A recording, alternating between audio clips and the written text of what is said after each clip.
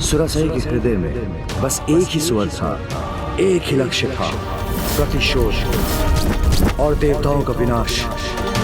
पिता की चिता ने उसके क्रोध की ज्वाला को और भड़का दिया था। फिर क्या हुआ पिताश्री? क्या असुर कुमारी सुरासई माया के उस चरम तक पहुंच सकी? हाँ पुत्र, असुर गुरु शुक्राचार्य ने उसे प्रशिक्षित किया और स्वयं सुरासई ने भी अथक प्रयत्न किए और फिर शीघ्र ही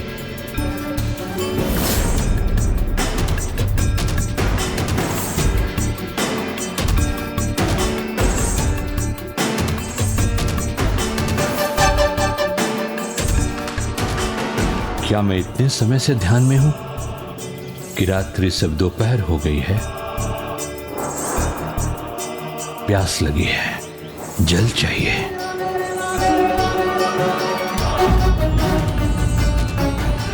इसमें तो एक बूंद भी जल नहीं है। अब इस पर्वत पर कहां जल मिलेगा मुझे?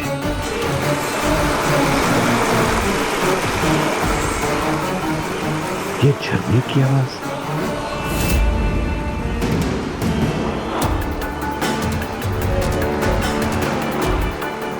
यहां इस नदी को पहले तो कभी नहीं देखा मैंने।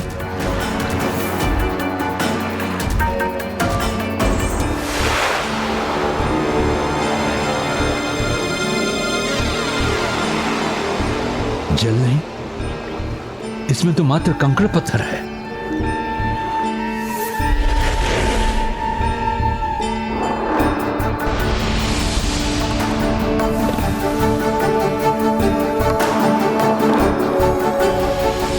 ये सब क्या हो रहा है?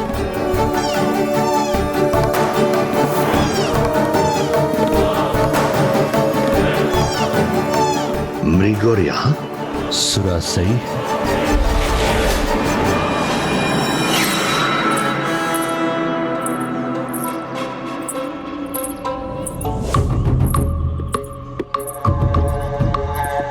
प्रणाम गुरुदेव। गुरुदेव, ये लीजिए जल। मेरी प्यास तो तुम्हारी सफलता से ही बुझ गई। तुमने श्रेष्ठतम आसुरी माया का रूप लेकर मुझे आनंदित कर दिया। ऐसी माया जिसे मैं भी नहीं पहचान सका। जल की धारा, रात्रि का दिन बनना, अद्भुत, सर्वथा अद्भुत है ये। गुरुदेव, ये सब तो आपके प्रशिक्षण का ही परिणाम है। सुरासई, यदि मैं तुम्हारा गुरु तुम्हें पहचानने में असमर्थ रहा तो फिर तुम्हें कोई भी नहीं पहचान सकेगा। इसलिए इस मायावी कौशल की पराकाष्ठा को छूने के पुरस्कार स्वरूप तुम्हें नया नाम देता हूं मैं, आसुरी माया। आसुरी माया, आसुरी माया। गुरुवर, आसुरी माया की प्यास तो तब तक नहीं बुझेगी जब तक वो अपने प्रतिशोध की अग्नि को शांत नहीं कर लेती। मुझे आपके अगले आदेश की प्रतीक्षा है। अब तुम्हें उस आसुरी वंश को जन्म देना है। ऐसी संतान के लिए तैयार है जिसके स्वरूप के आगे सभी पद मुरझा जाए। ऐसी संतान जिसकी दहाड़ के आगे सहस्त्र सिंहों की दहाड़ भी शून्य लगे। ऐसी संतान जिसके आगे सहस्त्र गजों का बल भी व्यर्थ हो जाए। ऐसी संतान जो जंगली अज के समान हठी हो, जिसके उसके पद से कोई भटका ना सके। हाँ गुरुदेव, यही तो मेरी भी कल्पना है। क्या करना होगा मुझे? महान ऋषि जिन्होंने तप से अपार तपो शक्ति अर्जित की हो, वही तुम्हें ऐसी संतान दे सकते हैं। कौन है ये ऋषि? महर्षि कश्यप। महर्षि कश्यप। महर्षि कश्यप। ऋषि कश्यप? किंतु पिताश्री, ऋषि कश्यप को उस आसुरी कन्या ने अपनी सहायता के लिए मनाया कैसे? उसने ऋषिवर को मनाया नहीं, अपितु उनके साथ भी मायावी छल किया। जब वो वन में विचरण कर ध्यान का स्थान ढूंढ रहे थे, सुरासई को उनकी उपस्थिति का आभास हो गया और उस मायावी ने एक मायावी छलावे का निर्माण किया।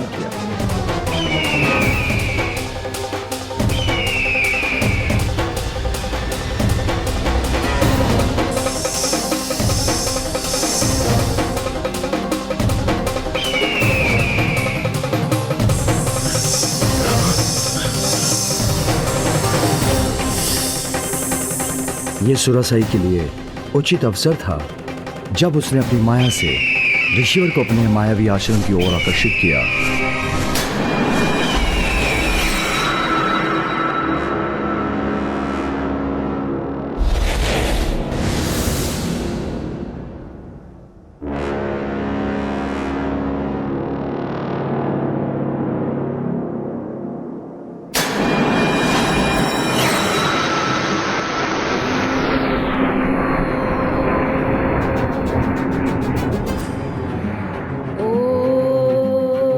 यहाँ इस वन में ओम के उच्चारण का स्वर कहाँ से आ रहा है?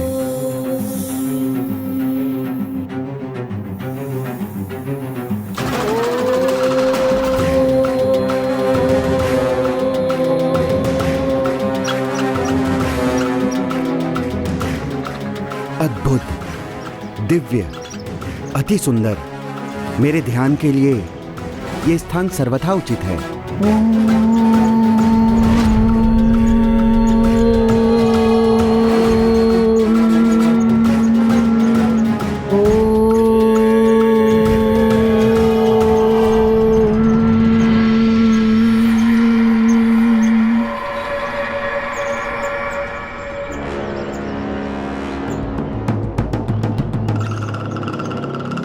हे ऋषिवर, स्वागत है। आपके आगमन से मेरी सभी प्रार्थनाएं आज पूर्ण हो गईं। आप जैसे महान दिव्य महर्षि की सेवा करने की इच्छा आज पूर्ण हो गई। देवी, आपके आश्रम की स्वच्छता एवं शांति देखकर हम अत्यधिक प्रभावित हुए हैं। इस तपस्विनी के पास इस आश्रम की देखरेख के सिवाय और कार्य ही क्या है प्रभु? मेरी तो एक ही इच्छा थी ऋषिवर, कि किसी दिन दिव्य ऋषि मेरे इस आश्रम का लाभ उठाएं। अब आप कृपा कर मेरे इस आश्रम को अपना लीजिए गुरुदेव। आइए गुरुदेव, स्थान ग्रहण करें।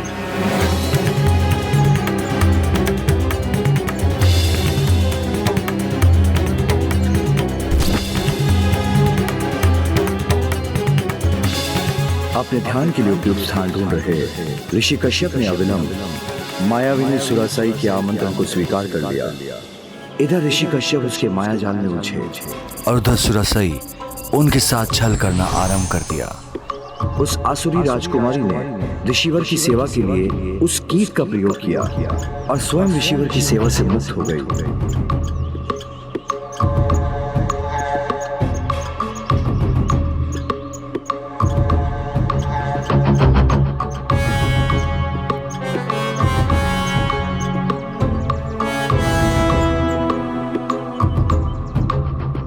और फिर एक दिन ऋषिवर के नेत्र खुले।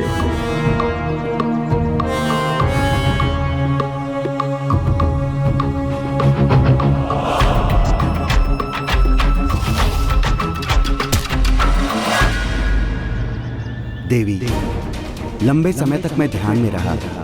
आपने निस्वार्थ भाव एवं निष्ठा के साथ मेरी सेवा की है। आपकी सेवा से प्रसन्न होकर मैं आपको वरदान देना चाहता हूँ। कहिए देवी, क्या इच्छा है आपकी? आपके तप की सफलता और प्रसन्नता ही मेरा सुख है। मेरी और कोई अन्य कामना नहीं है। सेवा का फल ना मिले तो वो अनुचित होगा। आप मुझसे अवश्य कुछ मांगिए, मुझे अत्यंत प्रसन्नता होगी। आपकी जो भी इच्छा हो वो निसंकोच कहिए। मैं आपको वचन देता हूँ कि मैं उसे अवश्य पूर्ण करूँगा।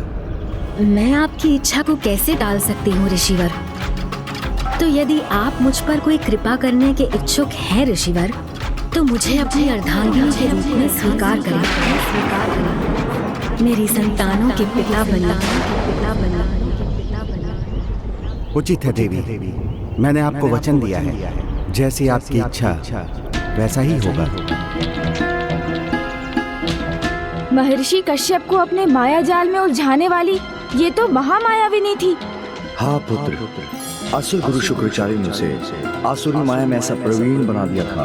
और फिर उसके तुरंत बाद ऋषि कश्यप ने उसे विवाह कर उसकी प्रथम इच्छा पूर्ण कर दी। और जब उसकी दूसरी इच्छा पूर्ण करने का समय आया तो सुरासाई ने एक और वचन ले लिया। हमारे पुत्र असाधारण होने चाहिए, इसीलिए वचन दीजिए स्वामी, हमारे दिव्य मिलन के समय आप मेरे रूप अनुसार रूप धारण करेंगे। विचित्र बात है, इसकी क्या आवश्यकता है? किंतु जो मेरे प्रति समर्पित रही है उसकी इच्छा पूर्ण करने का वचन मैं दे चुका हूँ। उचित है देवी, जैसी आपकी इच्छा।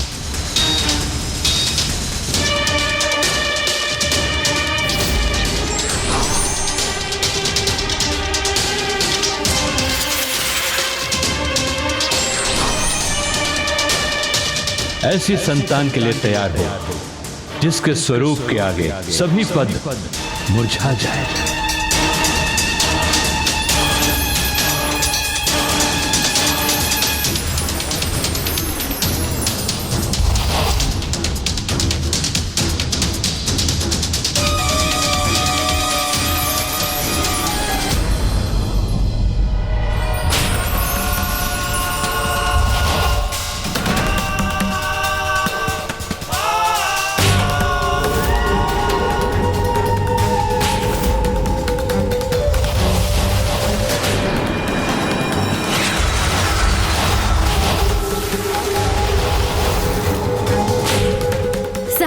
पद्मों के समान तेजोमयी है मेरा पुत्र।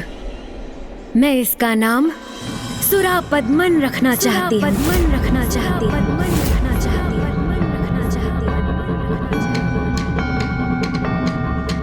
ऐसी संतान जिसकी दहाड़ के आगे सहस्त्र सिंहों की दहाड़ भी शून्य लगे।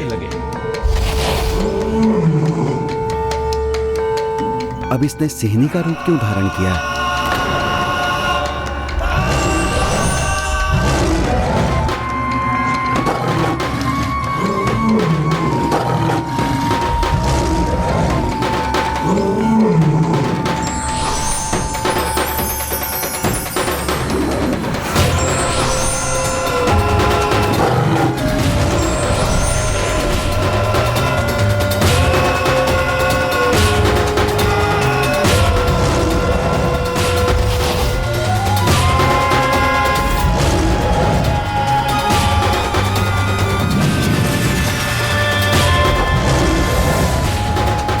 मेरे पुत्र, सिंह का मुख है तुम्हारा, इसीलिए तुम्हारा नाम होगा सिंहमुखन और ये तुम्हारी सेना होगी।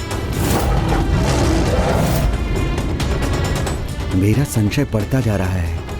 ये इतने असाधारण पुत्र और उनकी सेनाओं को क्यों उत्पन्न कर रही है?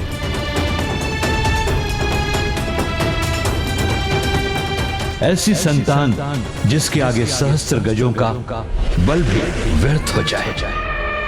उचित समय आने पर इसका सत्य उजागर अवश्य हो जाएगा।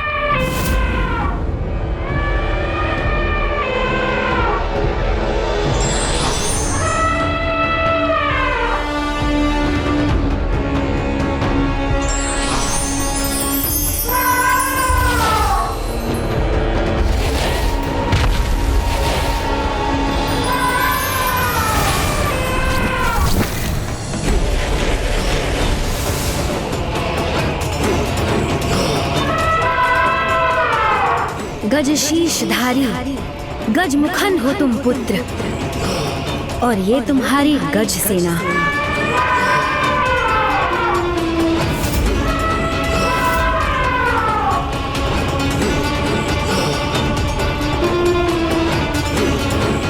ऐसी संतान जो जंगली अज के समान हठी हो, जिसके उसके पद से कोई भटका ना सके। एक ऋषि होने के नाते मुझे अपने वचन का मान रखना ही होगा।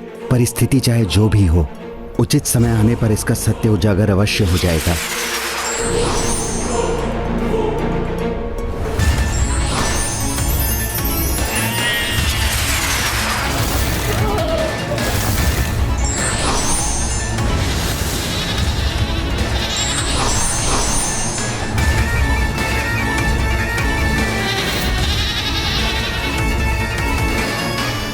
पुत्री अजमुखी, सिंहमुखन, गजमुखन, सुरा पद्मन, अजमुखी।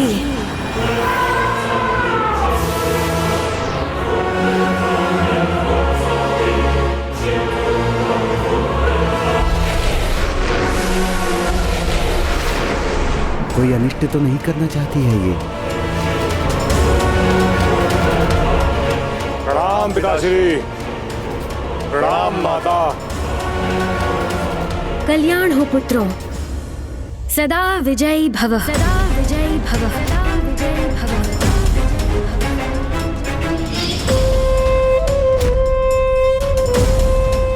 अब मेरे महाबली पुत्र हैं, सेनाएं हैं। शीघ्र मैं देवताओं से प्रतिशोध लेने में सफल होंगी।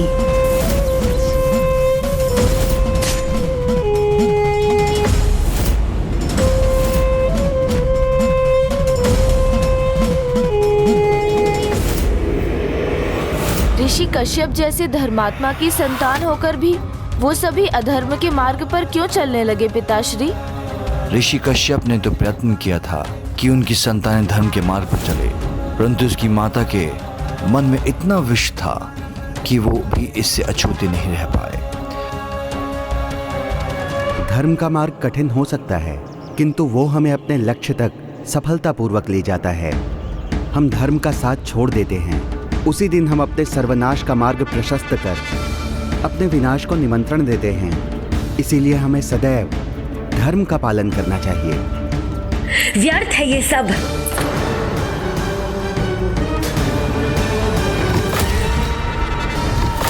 मेरी संतानों को धर्म नहीं, माया का ज्ञान चाहिए। माया ही इन्हें सफल बनाएगी, अनेक ब्रह्मांडों पर विजय दिलवाएगी।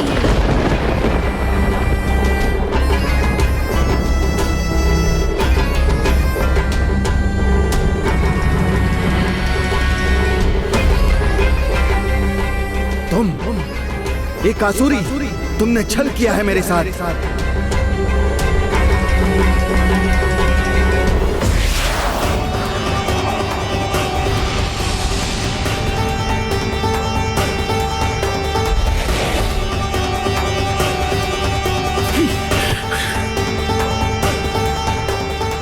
तो ये सब इसकी माया थी।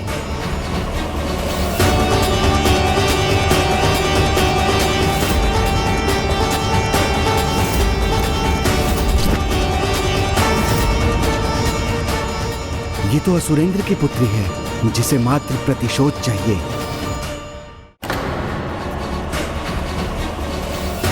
मैं असुरेंद्र पुत्री ये प्रण लेती हूँ, 108 वर्षों तक दंडित करूंगी मैं।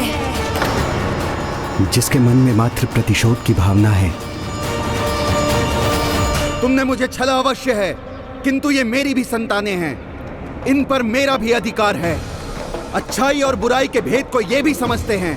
अब निर्णय इनको करना है कि इनको अपने जीवन में किसका चुनाव करना है, सत्य या धर्म के पथ का, या माया के ज्ञान का।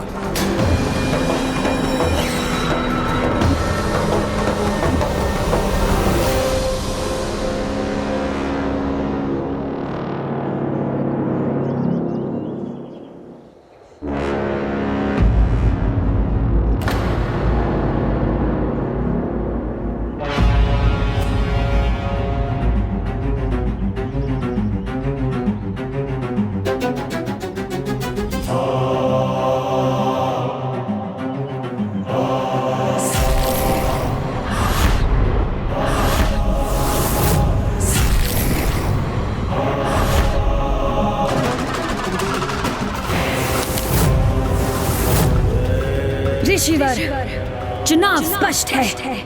अब बस मुझे इन्हें इनके लक्ष्य तक पहुंचने का मार्ग दिखाना है।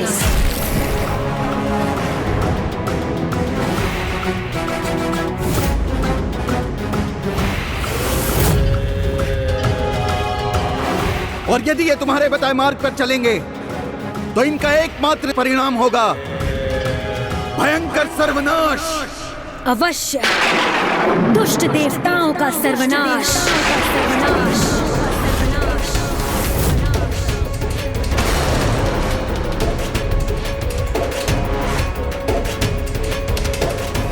अपनी संतान के मन में उसी प्रतिशोध के बीज का रोपण करने के लिए उनकी मां ने अपनी संतानों को वो स्थान और उनके नाना की मृत्यु के दृश्य दिखाए।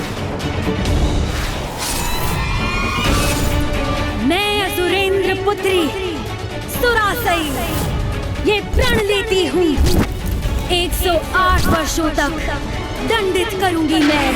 108 ब्रह्मांडों को रिक्त कर दूंगी तुम देवताओं से। आपका प्रण हम अवश्य पूर्ण करेंगे। किंतु इसके पूर्व इन्हें एक सुरक्षा कवच की आवश्यकता है, जो इन्हें महादेव के वरदान से प्राप्त होगा। उसकी संतानों ने मेरा तप आरंभ करने में तनिक भी विलंब नहीं किया।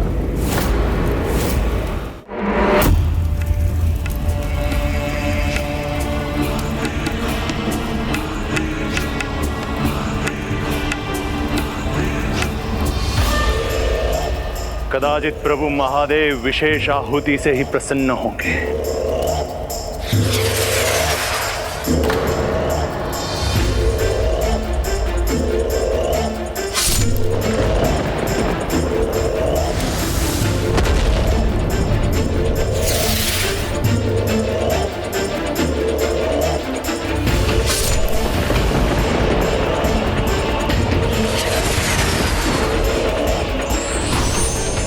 ये भी पर्याप्त नहीं है प्रभु। कोई बात नहीं, मैं इससे भी बड़ी आहुति के लिए तैयार हूं।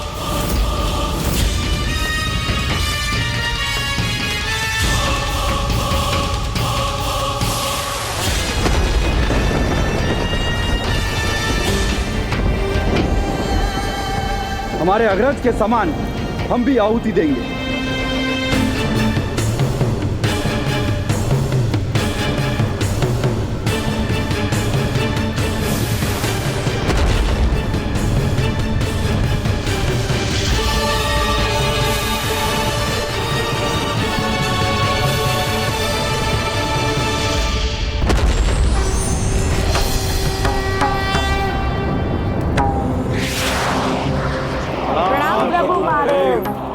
कहो, क्या चाहते हो तुम? आप हमें अमृतत्व तो प्रदान नहीं कर सकते हैं महादेव, किंतु हमें ऐसी असीम शक्ति दे कि हमें कोई भी अस्त्र शस्त्र पराजित नहीं कर सके। मात्र आपका पुत्र, जिसका जन्म केवल आपके ही अंश से हुआ हो और उसमें उसकी माता का कोई भी भूमिका ना हो, वही हमें पराजित कर सके। और प्रभु हमें वरदान दे कि इस देवलोक के साथ समस्त 8 ब्रह्मांड हमारे अधीन हो और इस ब्रह्मांड में सबसे तीव्र गति से चलने वाले रथ का स्वामी मैं बनूं। मेरा शरीर इतना अभेद और शक्तिशाली हो कि अगर उसके 2 भाग भी हो जाए तो वो स्वतः संपूर्ण बन जाए।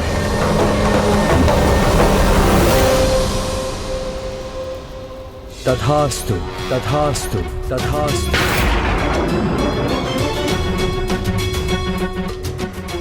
अर्थात भैया कार्तिकेय ही सुरापद्म का वध कर सकते हैं? हाँ पुत्र।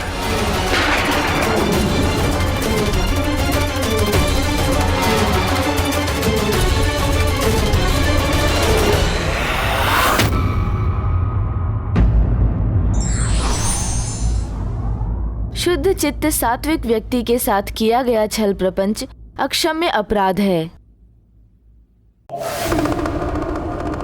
पिताश्री, आपकी कथा के अनुसार सुरापद्मन का वध मात्र भैया कार्तिकेय के द्वारा ही हो सकता है।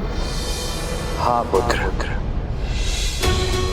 राज, जब मेरे दक्षिण मूर्ति रूप ने अपने पल के झपकी, तो ये संकेत था अधर्म के उस अंधकार का जो सुरापद्म ने 108 ब्रह्मांडों में फैलाया है। अब उन्हें अपार शक्ति प्राप्त हो चुकी है, जिससे वो संपूर्ण सृष्टि को आतंकित कर रहे हैं।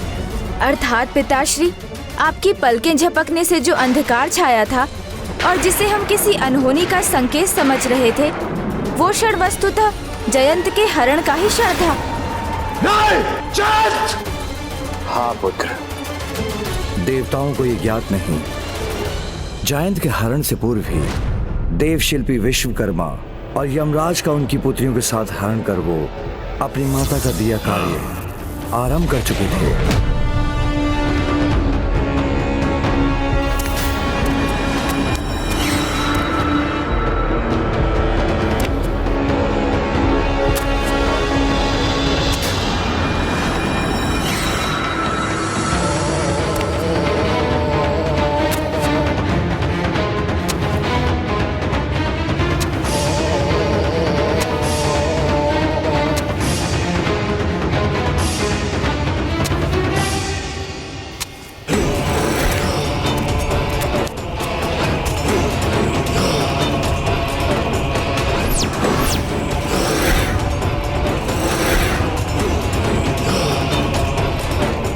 ना ना ना, ये ना होना चाहिए, ना होगा।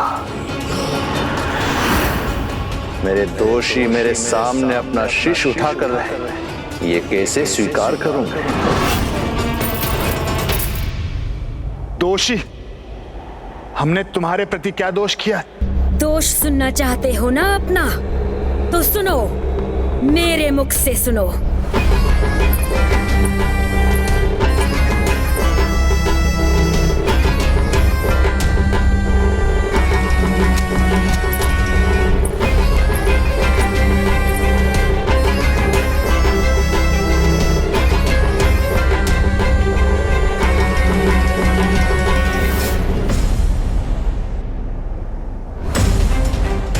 उठो मेरे आज्ञाकारी पुत्रों।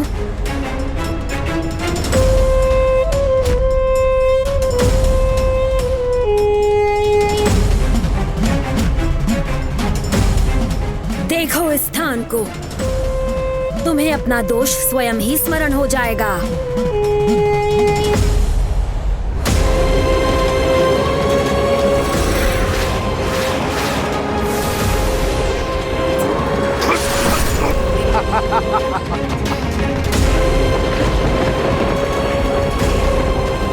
मेरे पिता का वध करने के पूर्व क्या कहा था तुम सबने? प्राण पखेरु का उड़ना तो अब निश्चित ही है। तुम्हारा समय आ गया, तैयार हो जाओ असुर सम्राट, मृत्यु के पाश में बंधने के लिए। मृत्यु पाश न यमराज, उसमें तो तुम सब देवता बंधोगे।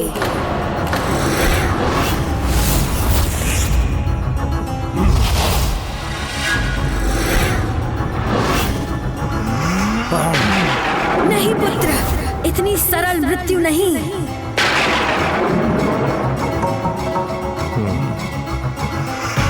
इतनी सरल मृत्यु तो अपनों को दी जाती है, शत्रुओं को नहीं। शत्रु को कष्ट देना सीखो पुत्र। एक ही वार के अंत से उसे कहाँ कष्ट होगा? विश्वकर्मा की पुत्री पद्म कोमल, तुम उससे विवाह करो सुरापद्मन। और सिंहमुखन, तुम यम की पुत्री विभुदाई से। किंतु इनके पिताओं को कारागार में रखकर ही प्रताड़ित करो। और तुम्हारे ससुर तो देव शिल्पी है ना सुरापद्मन, उनका लाभ उठाओ। कारागार और तुम्हारी नगरी का निर्माण उनसे ही करवाओ। अधीन है वो तुम्हारे। और मेरा पुत्र गजमुखन, वो क्यों रहे विवाह से वंचित? उसके लिए देवराज की पुत्री ही उपयुक्त है। ले आओ उसे भी, ले आओ उसे भी। अर्थात मेरा पुत्र सुरापद्म का बंदी है और मेरी पुत्री देवसेना पर भी संकट छाया है।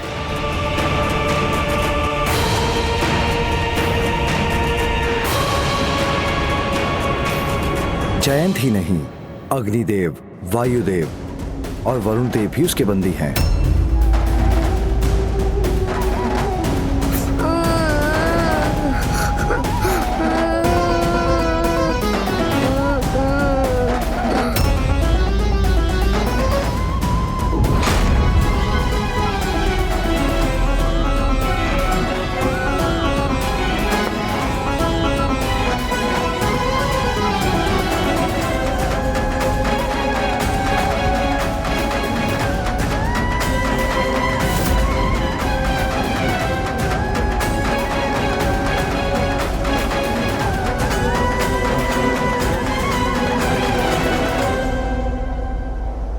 जयंत,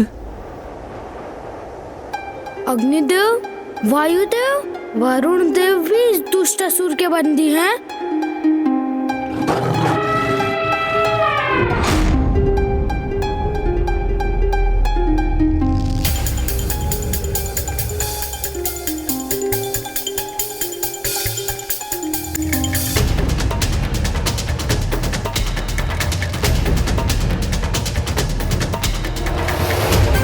स्वागत है मेरे नवीन सेवकों।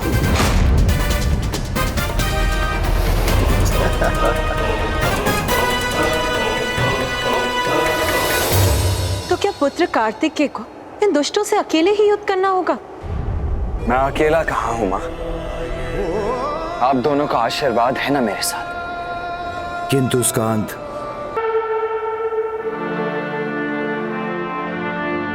पुत्र, इस यात्रा में मेरा आशीष प्रत्यक्ष रूप में तुम्हारे साथ रहेगा।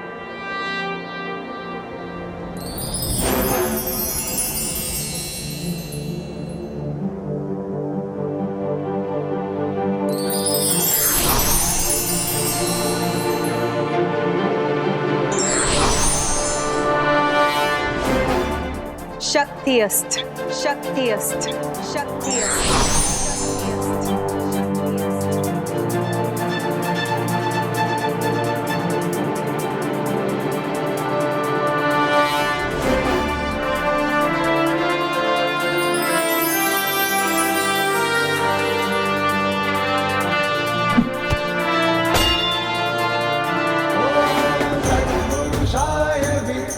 देव सेनापति कुमार कार्तिकेय की, देव सेनापति कुमार कार्तिकेय की, देव सेनापति कुमार कार्तिकेय की, देव सेनापति कुमार कार्तिकेय की।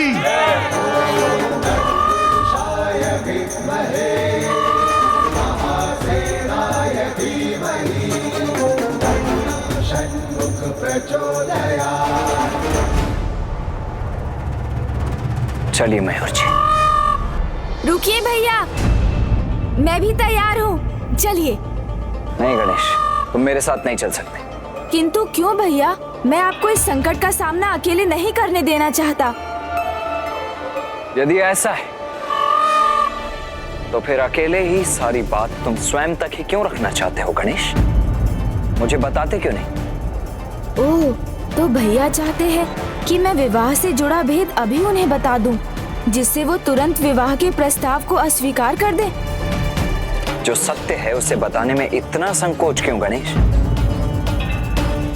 मैं अंतिम बार पूछ रहा हूँ गणेश, शीघ्र कहो, वहां इंद्रपुत्र जयंत संकट में है। वो भैया। आप क्या करेंगे चतुर गणेश जी? वो वास्तव में मैं विवाद नहीं कर सकता अभी। विवाद का समय नहीं है। मुझे साथ ले चलिए भैया।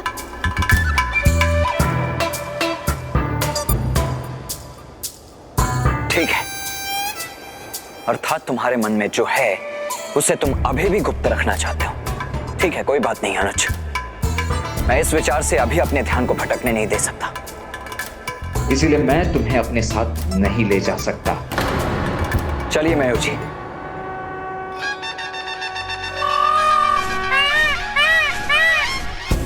आपका अनुज आपकी आज्ञा का पालन करेगा भैया।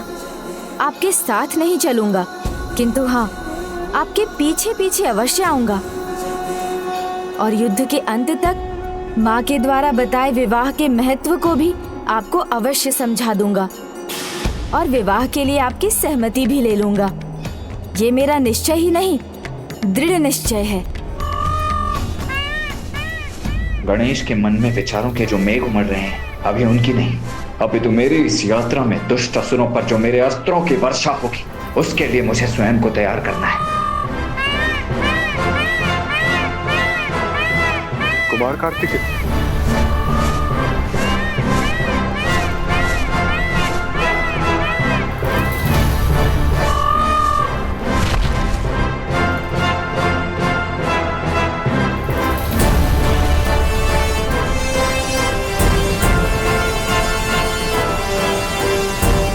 देव सेनापति, संपूर्ण देव सेना आपके साथ इस यात्रा पर चलने के लिए प्रस्तुत है।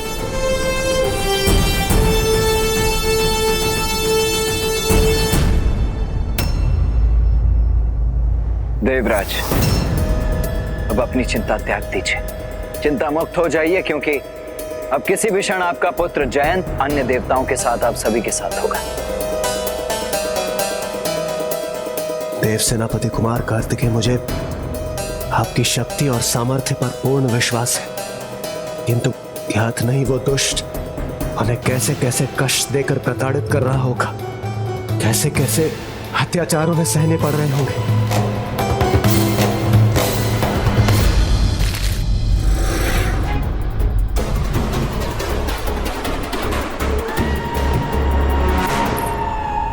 वायु के देवता, अब स्वर्ग में तुम्हारा कोई स्थान नहीं है। अब केवल महेंद्रगिरी के सेवक हो तुम, एक तुच्छ सेवक जिसे भैयासुरा पद्मन के आदेश का पालन करना होगा। सभी मार्ग, सभी स्थान, महेंद्रपुरी नगरी का एक एक कोना तुम्हारे स्वर्ग से भी अधिक स्वच्छ होना चाहिए। अब ये कार्य तुम्हारा है सेवक वायुदेव। जहाँ देखूं वो स्थान मेरे सुंदर मुख के लिए दर्पण के समान होना चाहिए, समझे? अन्यथा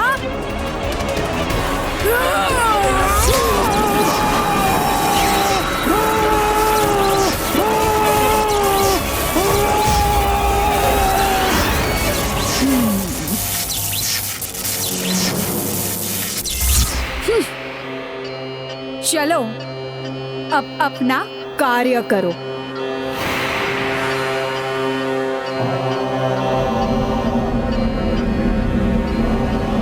विवशता व्यक्ति से क्या नहीं करवाती, इच्छा हो अन्यथा ना हो।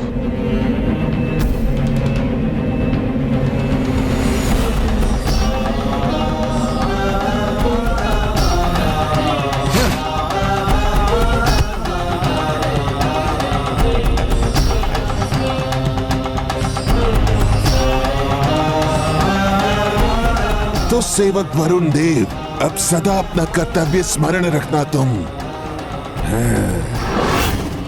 अनावश्यक जल का बहाव ना हो, कोई भी पात्र और फुहार जल से रिक्त ना हो। और हाँ, मेरे नगर के सभी मार्ग धोने का कार्य भी अब तुम्हारा है सेवक वरुण देव।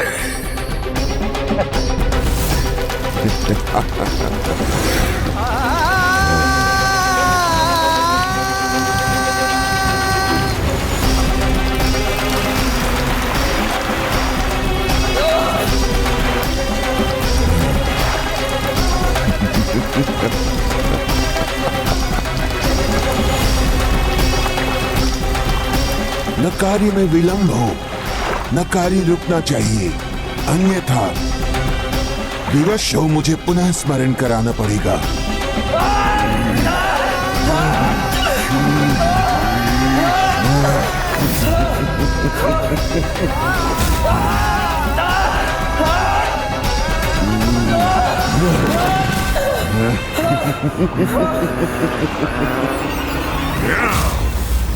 क्यों स्मरण नहीं है तो भी करा देता हूं।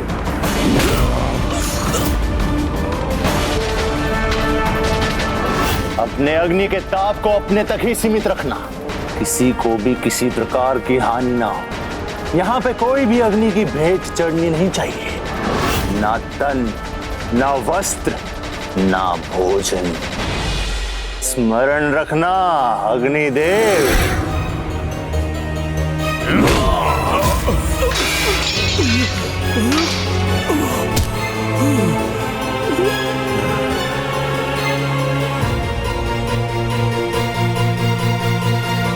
तो चलो उठो, पकाना आरंभ करो। ध्यान रहे, एक भी दाना जलाना तो कठोर दंड के भागी बनोगे।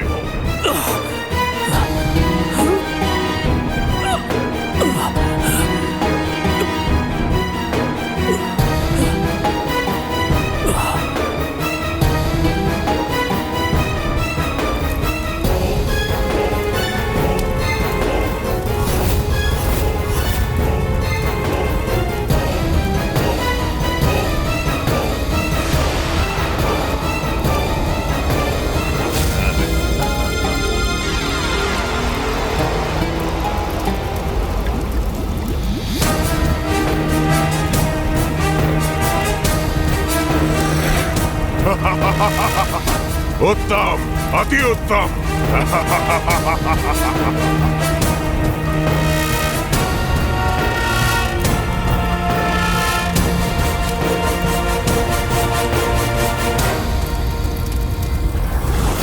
सेवक जयंत,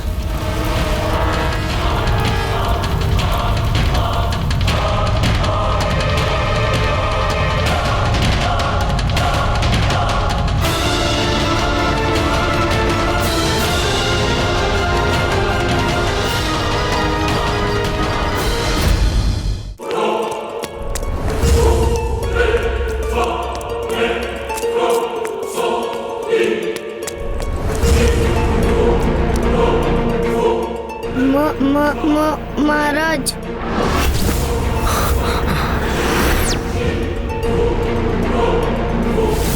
और तुम छोटे सेवक, तुम सदैव हमारी सेवा के लिए तत्पर रहोगे। सबकी सेवा और गुणगान दोनों साथ साथ होना चाहिए, ध्यान रखना। क्षमा महाराज, क्षमा। असुरों के परम उद्धारक, एक सहस्त्र 8 ब्रह्मांडों के विजेता, शत्रुओं को त्रस्त करने वाले, हे महान असुर सम्राट सुरापद्मन, अपने इस तुच्छ सेवक की सेवा स्वीकार कीजिए। ना ना ना ना ना ना ना, तनिक भी आनंद नहीं आया मुझे।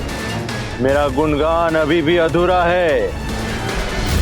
दुर्बल इंद्र के पुत्र को सेवक बनाने वाले का गुणगान किया तुमने। बोलो, शीघ्र बोलो। अपना संपूर्ण गुणगान सुनना है हमें। पिताश्री के पुत्र को अपना सेवक बनाने वाले,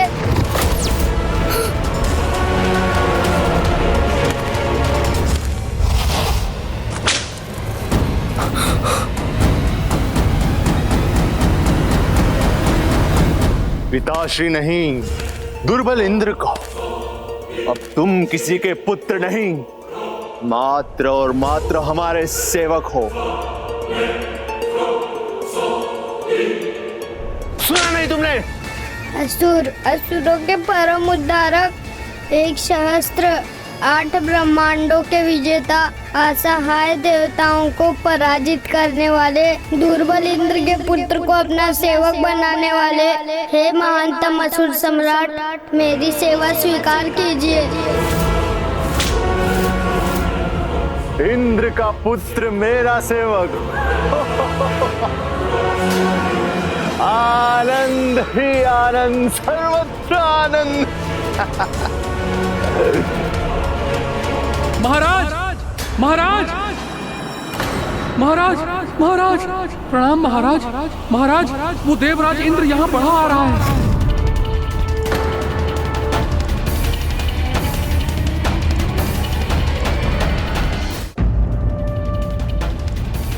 अकेला? आने दो, मुझे और एक सेवक मिल जाएगा, क्योंकि अपने पुत्र की रक्षा करना तो रात्रि में सूर्योदय के समान है उसके लिए। क्षमा करें महाराज, अकेले नहीं, संपूर्ण सेना के साथ आ रहा है वो, और उस सेना का नेतृत्व वो युवा योद्धा कर रहा है।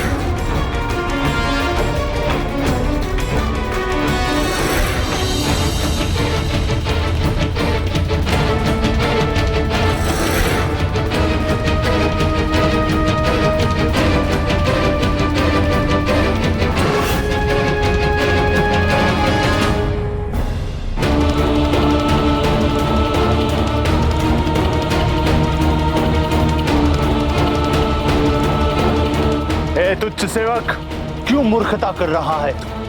क्यों मुस्कुरा के मेरे दंड का भागी बनना चाहता है तू? महाराज, आप तो बस आनंद कीजिए। तुच्छ देवताओं की तुच्छ सेना के लिए तो हमारे सेनापति और हमारी सेना ही पर्याप्त होगी।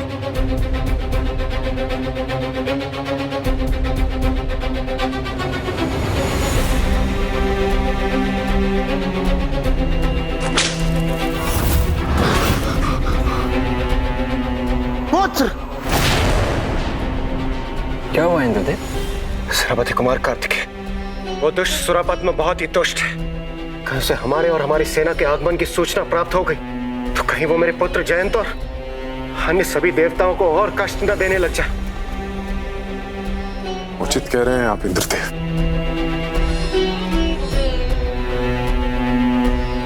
उस दुष्ट को हमारे आने की सूचना तो मिल ही गई होगी,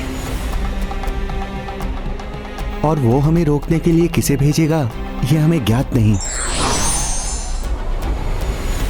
प्रणाम देवऋषि। नारायण नारायण। जहां तक मैं उस दुष्ट को समझता हूँ, गजमुख को ही कार्य देगा, वो उसे ही भेजेगा, अन्य किसी को नहीं। गजमुख?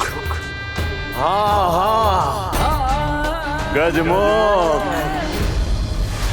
महान सेना नायक, जिसे देख युद्ध भूलकर भय से कांप उठेगी ये देव सेना।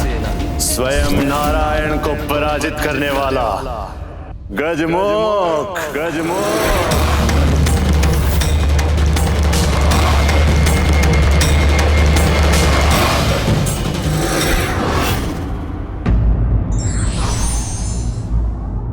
प्रतिशोध वो अग्नि है जिसमें व्यक्ति स्वयं के सुख और शांति को जलाकर भस्म कर लेता है। जहां तक मैं उस दुष्ट को समझता हूं, वो गजमुख को ही ये कार्य देगा, उसे ही भेजेगा, अन्य किसी को नहीं। गजमुख? हाँ, गजमुख, महान सेना नायक, जिसे देख युद्ध भूलकर भय से कांप उठेगी ये देव सेना। स्वयं नारायण को पराजित करने वाला वो गजमुख जिसने स्वयं नारायण को परास्त किया था। हाँ देवराज, जिसके सामने स्वयं नारायण भी अपने अस्त्र झुकाने पे विवश हो गए थे। ना ना ना ना, पराजय हो ही नहीं सकती हमारी। फिर तुम क्रोध दिखा लो या अपने सुदर्शन चक्र का ही उपयोग कर लो, सब व्यर्थ होगा।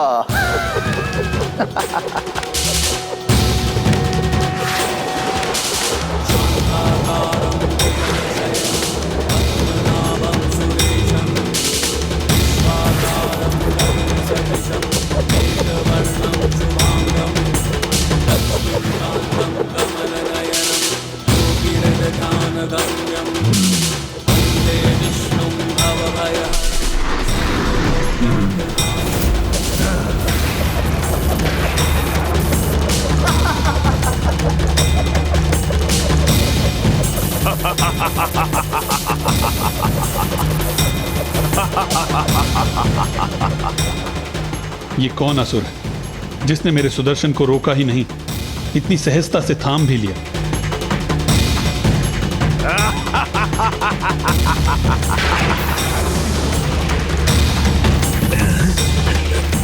नहीं नारायण, ये चक्र मुझसे नहीं छुड़ा सकोगे तुम।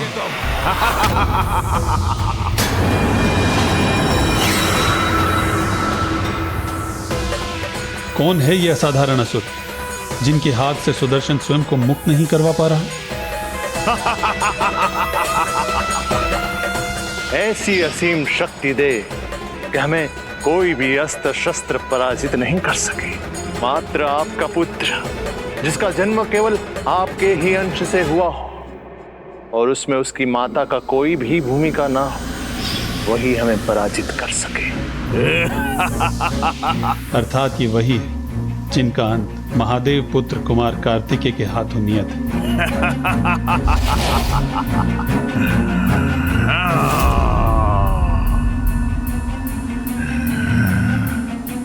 बस नारायण, नहीं थाम सके ना, छोड़ने पर विवश हो ही गए।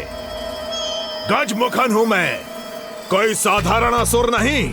सुदर्शन से भी बड़ा यदि कोई अस्त्र है तुम्हारे पास तो उसका भी प्रयोग कर लो, सबके सब विफल हो जाएंगे मेरे समक्ष। प्रत्येक घटना के पीछे एक कारण होता है गजमुखन। जाओ, इस युद्ध में तुम विजयी हुए। तुम्हें महादेव का वरदान प्राप्त है और उसका सम्मान रखने हेतु मैं तुम पर और वार नहीं करूंगा। क्षीर सागर में बसे इस वैकुंठ में तुम्हें कुछ प्राप्त नहीं होगा, और वैसे भी मेरा सुदर्शन चक्र तो तुम प्राप्त कर ही चुके हो। अब मैं तुम्हारे किसी भी कार्य में हस्तक्षेप नहीं करूंगा। तुम क्या, कोई भी नहीं कर सकता मेरे कार्य में हस्तक्षेप। महादेव से वरदान में प्राप्त अस्त्रों का भंडार है गजमुखन के पास, और अब तो सुदर्शन भी मेरे अधीन है। ऐसे शक्तिशाली योद्धा से भला युद्ध करने का साहस कौन करेगा?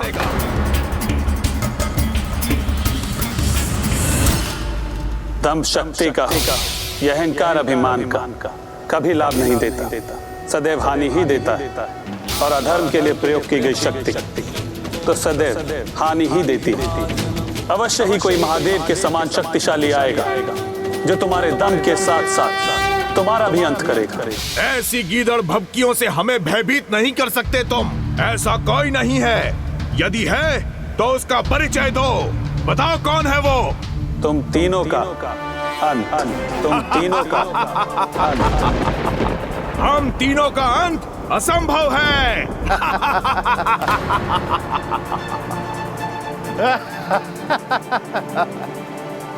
नारायण के मुख से निकलने वाले शब्दों को गंभीरता से लेना चाहिए हमें।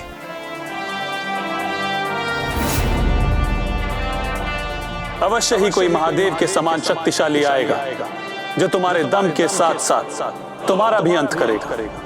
तुम तीनों का अंत। यदि ये शिव के समान शक्तिशाली वही है जिसके बारे में नारायण ने कहा था, तो मुझे कोई असावधानी नहीं करनी चाहिए। अतः गजमुखन को भेजना ही उचित होगा। किंतु हम उसका सामना करेंगे कैसे? इस प्रकार तो वो असुरों की राजधानी महेंद्रपुरी तक और मेरे पुत्र तक कदापि नहीं पहुंचने देगा। इंद्रदेव, देवराज हैं आप, और देवराज के मुख से ऐसी बातें शोभा नहीं देती। अपने विरोधी का सामना करने से पूर्व ही आप कोई निर्णय भला कैसे ले सकते हैं? कोई भी ये निर्णय कैसे ले सकता है? वैसे भी अब चाहे वो गजमुख आए या उससे भी बड़ा कोई अन्य योद्धा, युद्ध तो हम अपने संपूर्ण सामर्थ्य के साथ ही करेंगे, और मैं किसी का भी सामना करने के लिए तैयार हूं। देवगण, आप सब बस आगे बढ़िए।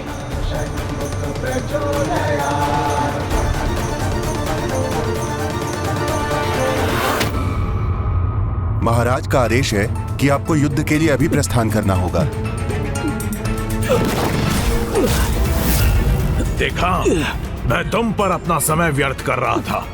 अब इस आदेश का पालन करने में मुझे बहुत आनंद आएगा। कदाचित इंद्र अपनी ढाल बनाकर किसी को ला रहा है, लेकिन उससे उलझने से पहले मैं ये तो जांच लूं कि वो बालक और उसकी टोली मुझसे युद्ध करने के योग्य है भी कि नहीं।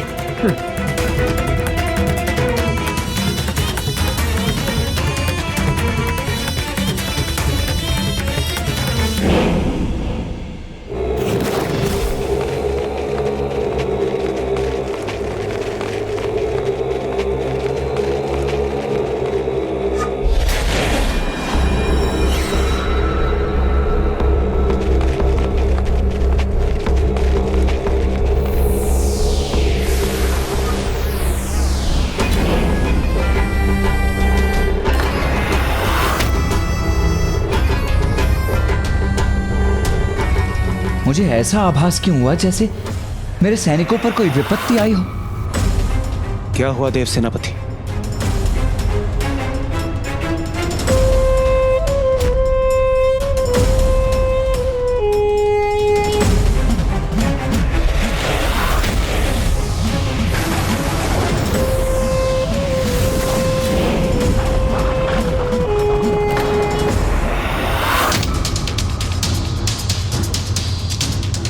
अवश्य कोई था वहां। यह हमारे देव सैनिकों की संख्या कैसे कम हो गई? हमारे शेष सैनिक, वो सब कहां चले गए?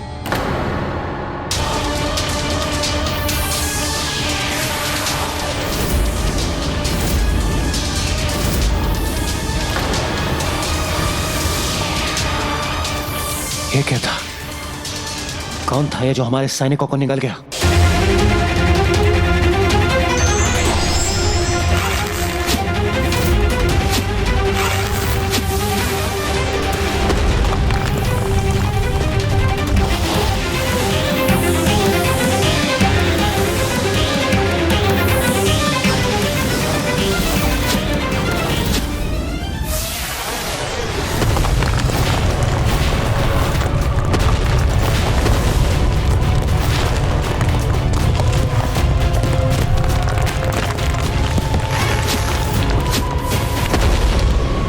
अपने अपने अस्त्रों का आवाहन कीजिए।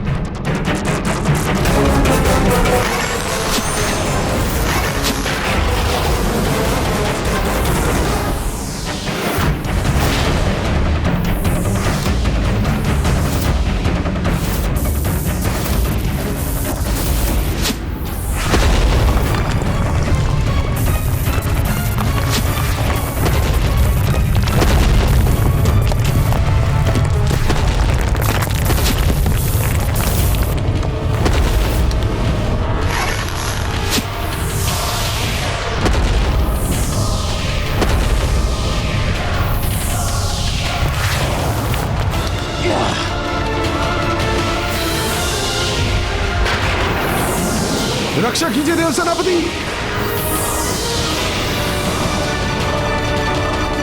रक्षा कीजिए हमारी।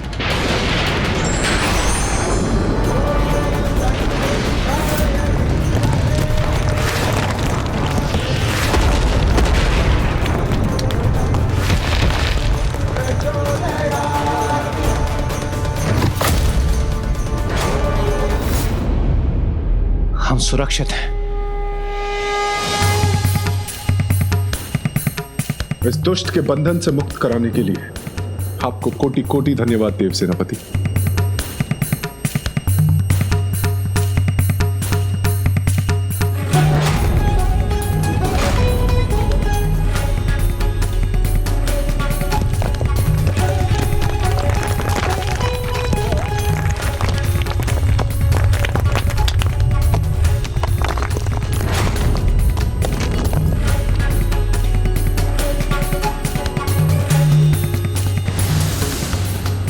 क्या था ये? किस असुर का शीश है ये? प्रभु, ये किस असुर का शीश था? हाँ?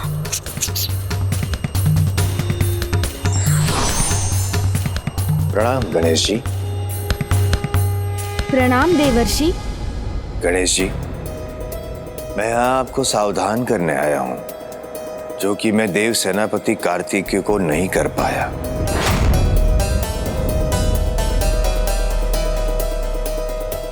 क्रोंच पर्वत, यहीं से आरंभ होता है क्रोंच पर्वत की श्रृंखला का।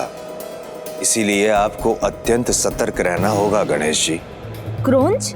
हाँ प्रथम पूज्य, क्रोंच पर्वत था नहीं, असुर था वो, दुष्ट असुर, जिसने अपने सहयोगी के साथ मिलकर ऋषि मुनियों को आतंकित किया था।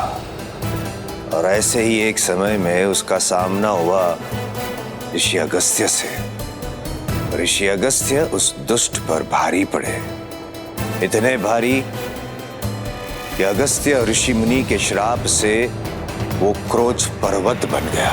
मैं तुम्हें श्राप देता हूँ, जिस प्रकार अनेकों ऋषियों को अपना भोजन बनाकर तुमने उनका अंत किया और पाषाण हृदय से उनका उपहास किया, उसी प्रकार तुम्हारा शरीर भी पाषाण का हो जाए। और उस असुर दुष्ट क्रोंच के जितने भी सहयोगी थे वो इस पर्वत की श्रृंखला बन गए। किंतु जब गजमुख को इस क्रोंच पर्वत का परिचय प्राप्त हुआ तो उन्होंने इसे मायावी शक्ति प्रदान कर दी।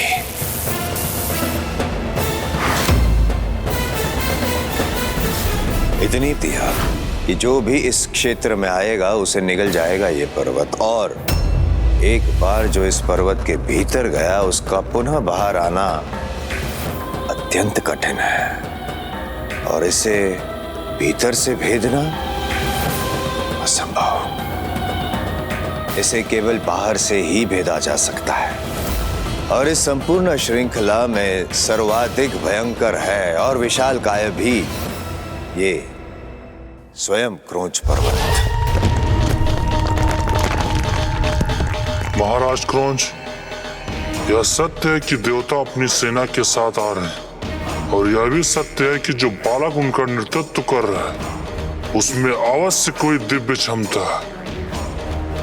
उसकी सेना को निगलकर हमने बंदी बना लिया था। आप मुझ पर विश्वास कीजिए, वो वास्तव में दिव्य है। लज्जा नहीं आती तुम्हें? तुमने महानतम योद्धा गजमुख के समक्ष असफल कर दिया। जो एक बालक को पराजित ना कर सके उसे जीवित रहने का कोई अधिकार नहीं। नहीं महाराज, नहीं।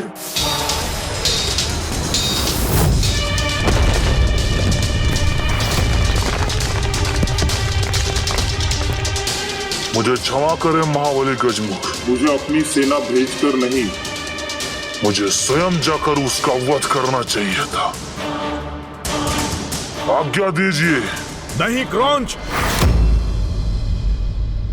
मैं तो बस उसकी क्षमता परखना चाहता था। अब मैं अपने इन महारथी सेनापतियों के साथ स्वयं जाऊंगा वहां।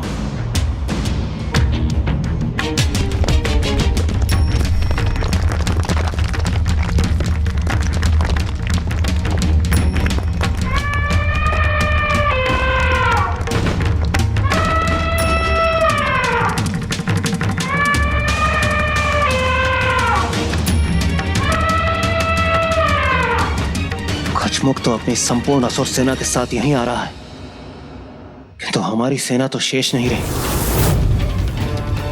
इस प्रकार हम इन असंख्य योद्धाओं का सामना कैसे करेंगे? देवगण, मेरे पिताश्री ने मुझे अटूट विश्वास के साथ यहाँ भेजा है और मैं उनके विश्वास को कदापि भंग होने नहीं दूंगा। इसीलिए मैं वो सब करूंगा जो मेरे कार्य को संपन्न करने के लिए आवश्यक है, फिर भले ही उसके लिए मुझे सृष्टि के सबसे शक्तिशाली योद्धाओं से युद्ध ही क्यों ना करना पड़े। मेरा तो क्या, ये तो मेरी सेना और सेनापतियों का सामना भी नहीं कर पाएंगे।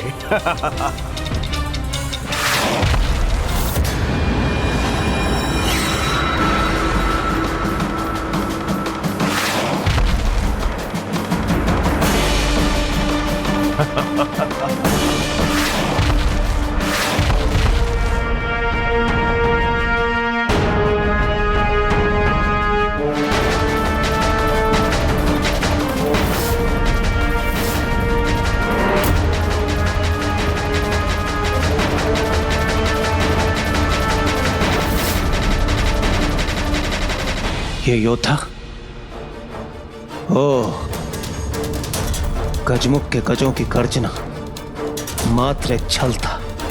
अपनी सेना के स्थान पर इन योद्धाओं को यहां भेजकर उसने ये मान लिया कि हमें इन योद्धाओं के आगमन की अपेक्षा कदापि नहीं रहेगी। तो धर्म अनुसार हम इस क्षण उसी का सामना करेंगे जो हमारे समक्ष है।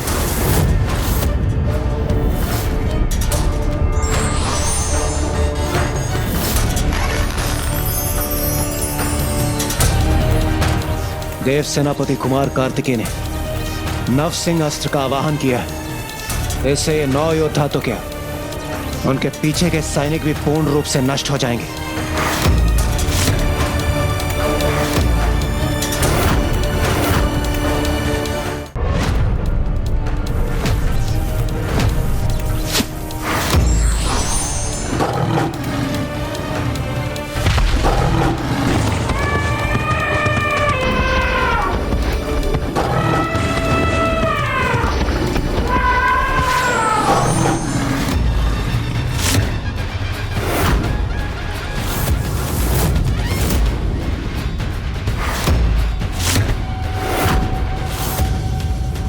गणेश, तुम यहाँ क्या कर रहे हो?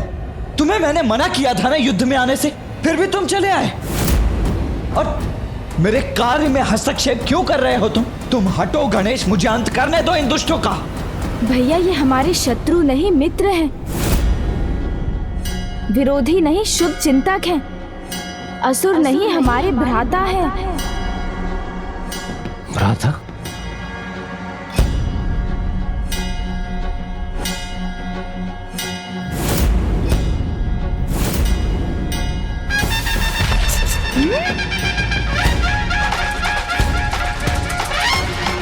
हाँ भैया, ये 9 योद्धा हमारे भ्राता हैं। किंतु ये कैसे संभव है अनुज? संभव है भैया, किंतु मैं समझ गया। मुझे आपको संपूर्ण कथा सुनानी होगी, तभी आपको विश्वास होगा। ये बात उस समय की है जब मुझे लगा कि जब मेरे माता पिता स्वयं नृत्य कला के जन्मदाता हैं, तो मेरे लिए नृत्य करना क्या कठिन होगा। किंतु ये मेरी भूल थी।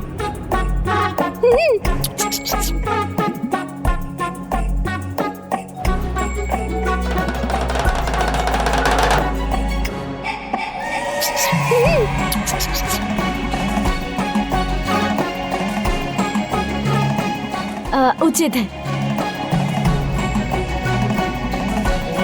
किंतु इसका क्या करूं?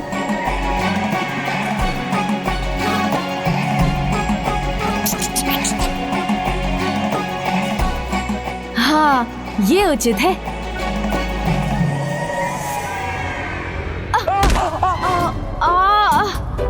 प्रभु,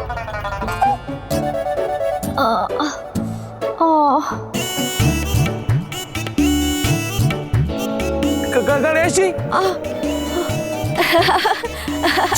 प्रभु, गणेश जी, प्रभु आप आहत तो नहीं हुए ना? ये मुझे क्या आहत करेगी नंदी जी, और वैसे भी किसी महासुर के साथ युद्ध नहीं, मात्र नृत्य कर रहा हूँ मैं।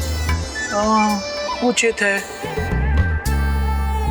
ये एक नई मुद्रा है, इसलिए इसके अभ्यास में मैं तनिक संतुलन खो बैठा।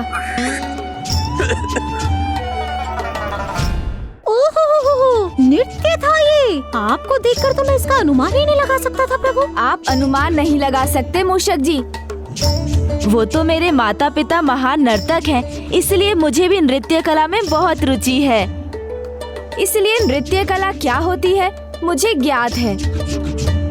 देखिए, अभी आपको एक अन्य मुद्रा दिखाता हूँ।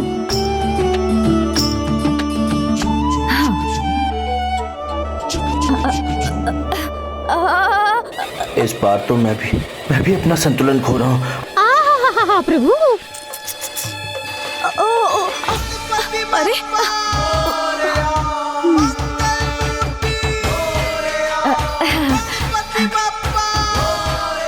देखा देखा, कितनी अद्भुत नृत्य मुद्रा थी ना ये। अवश्य प्रभु। प्रभु, ऐसी नृत्य मुद्राओं से तो आप हमारी रक्षा कीजिए। हाँ। किंतु मूषक जी, आप वहाँ कैसे पहुँच गए?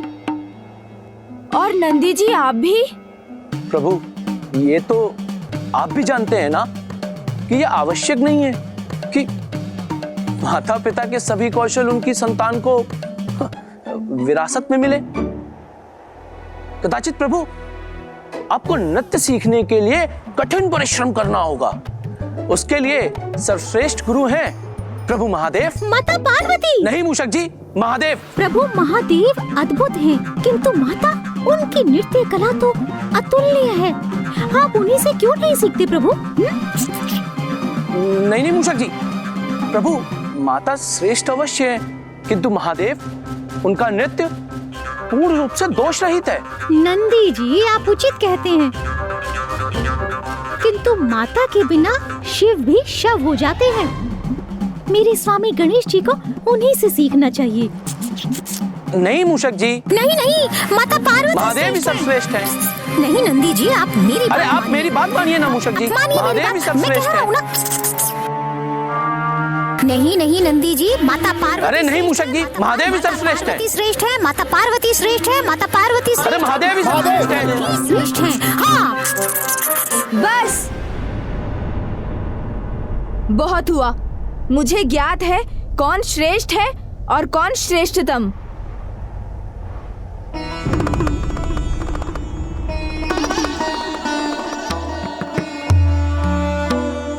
प्रणाम पिताश्री। प्रणाम माता। अच्छा पुत्र, मैं भी तो सुनूं। तुम्हारे अनुसार कौन सर्वश्रेष्ठ है? लो, मैंने तो मात्र विवाद से बचने के लिए ये कहा था, परंतु ऐसा लगता है कि एक बड़े नृत्य प्रतियोगिता जैसी स्थिति उत्पन्न हो गई है।